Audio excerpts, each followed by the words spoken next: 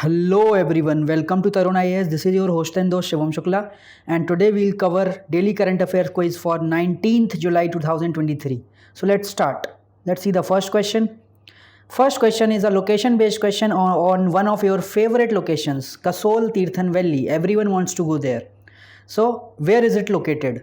The options are Jammu Kashmir, Sikkim, Himachal Pradesh, and Uttarakhand. All of you must be knowing this question. Please comment and tell us which of the following option is correct. So, the correct answer for this question is C, Himachal Pradesh. It lies nearby Manali. And right now, why is it in news? Is because a lot of destruction has happened in these rains because of the climate change. Let's see the description part for Kasol. Here you can see the map.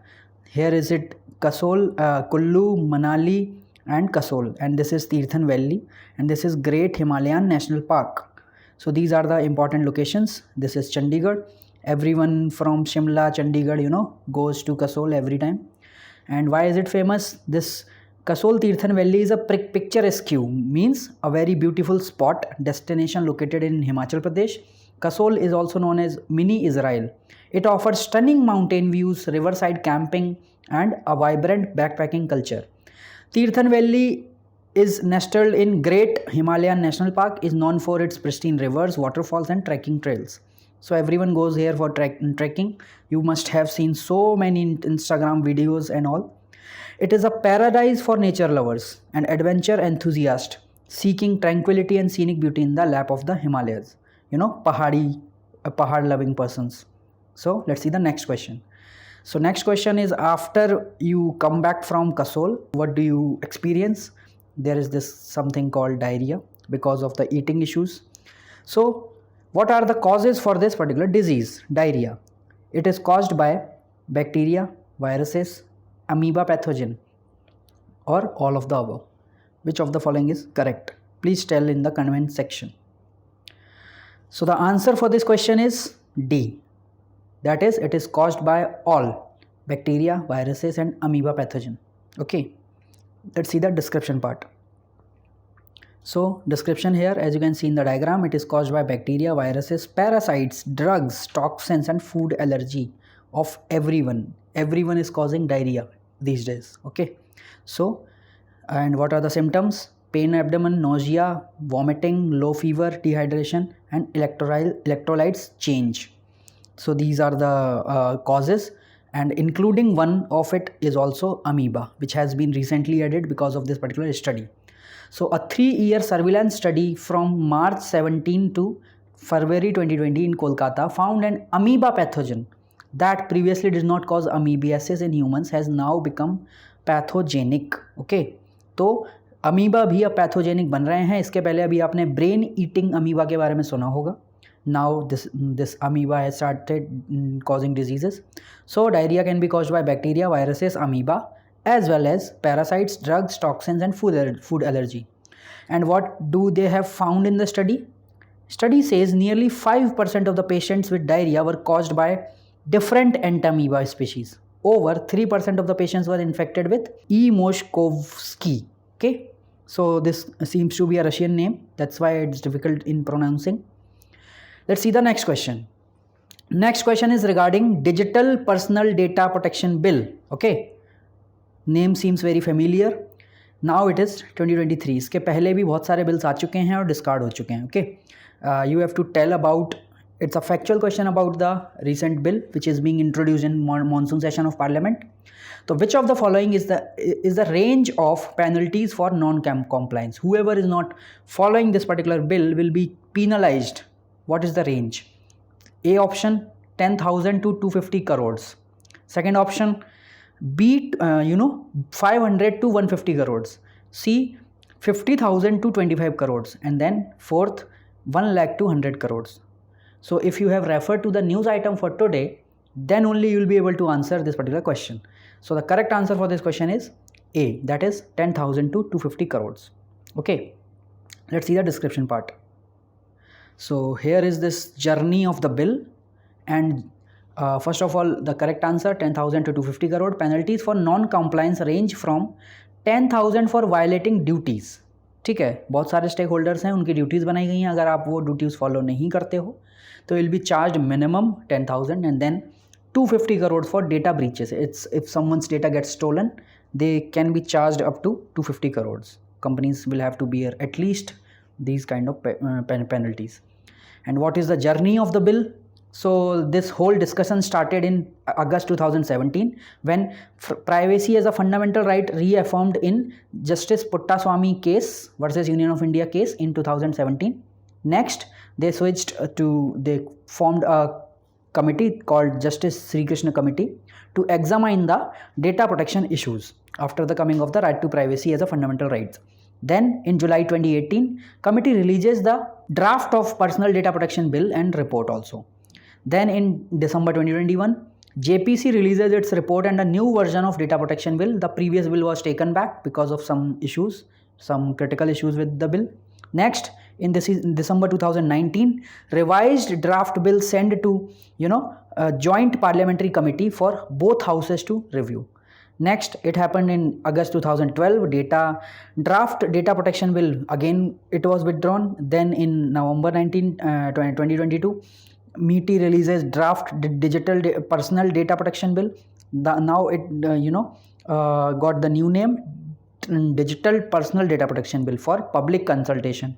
Uske baad now the big bill is being presented in this particular session of parliament. Let's decode the data protection bill, what it means for the consumers, what all is there in this draft. You don't need to remember all the specifics of the draft because it is not a act so far. It is just a bill. It may be taken back again, but still what is going on, we should be aware about it. So what it means for the consumers: first of all, data can be processed or shared by any entity only after consent. So consent is the factor. Processing of the data can be done only after the taking consent from the user. This is what is being important for the consumers. Next, safeguards have been added, like penalties introduced to prevent misuse of personal data. If someone is misusing your personal data, they will be penalized, and range we saw 10,000 to 2,050 crores. All data to be categorized under 3 heads. There will be 3 categories: general data, sensitive data and critical data. Okay, so the regulation will be there as per these categories. Government and regulatory role. What all aspects are there? Government will have the power to obtain any user's non-personal data. Okay, even if it's not personal, from companies, government can have access to this data. The bill mandates that all financial and critical data has to be stored in India. Okay, that is a very good development with respect to the localization of the data. Next, sensitive data has to be stored in India but can be processed outside with consent from the state. Okay, तो आपकी data की जो processing होगी, it can be processed outside India but storage India में ही होगा. At the same time, consent लेना ज़रूरी होगा. Then what companies have to do? What they have to do? Social media firms to formulate a voluntary verification process for users. ठीक है, every user will have the right to verify his data. ठीक है, तो social media firms ये करेंगी. Next, sharing data without consent will entail a fine of 15 crore or 4% of the global turnover. ठीक है, अगर बिना कंसेंट के आपने डेटा शेयर कर दिया तो आपको हैवी पेनल्टी देनी पड़ेगी एक यूज़र को. ठीक है. नेक्स्ट इज डेटा ब्रीच और inaction will Intel a fine of 5 crore or 2% of the global turnover. ठीक है, तो these are the safeguards have been added with respect to the companies. Let's see the next question. Another question is also regarding data protection bill.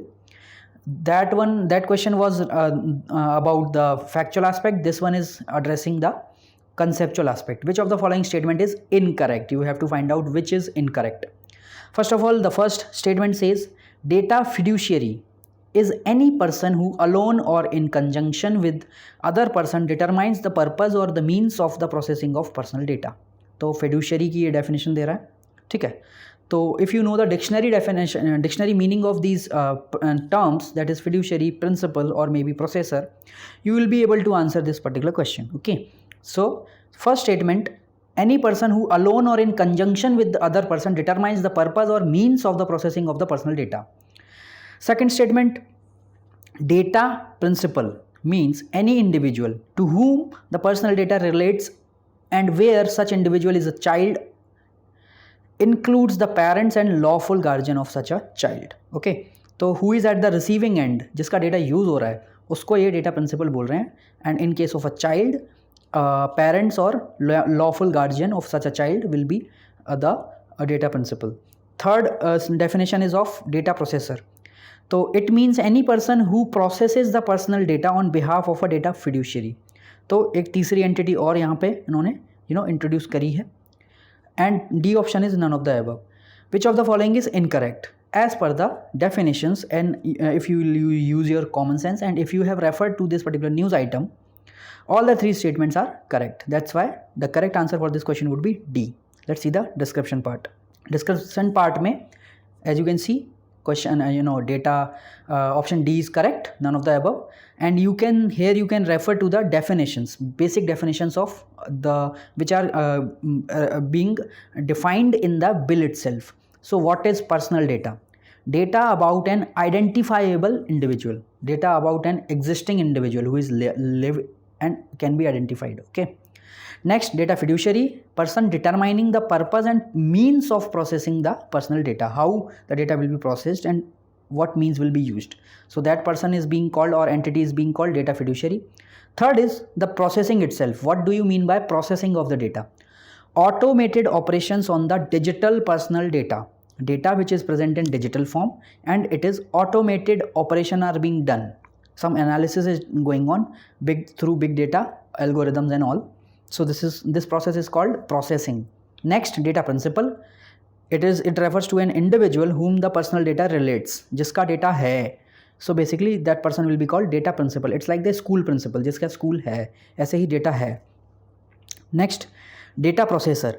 So the person processing personal data on behalf of a data fiduciary will be called data processor. And this particular chart we have discussed already. So this is all about question number 4. Let's see the next question. Next question is regarding Fiscal Responsibility and Budget Management Act. Okay, this particular act is in news again. So let's see these statements about FRBM Act. This act was enacted in August 2003 to ensure intergenerational equity and fiscal management. Okay. Next, the act sets the fiscal deficit target for the central government at 3% of the GDP. Factual statement. कितना target दिया है, this you have to know.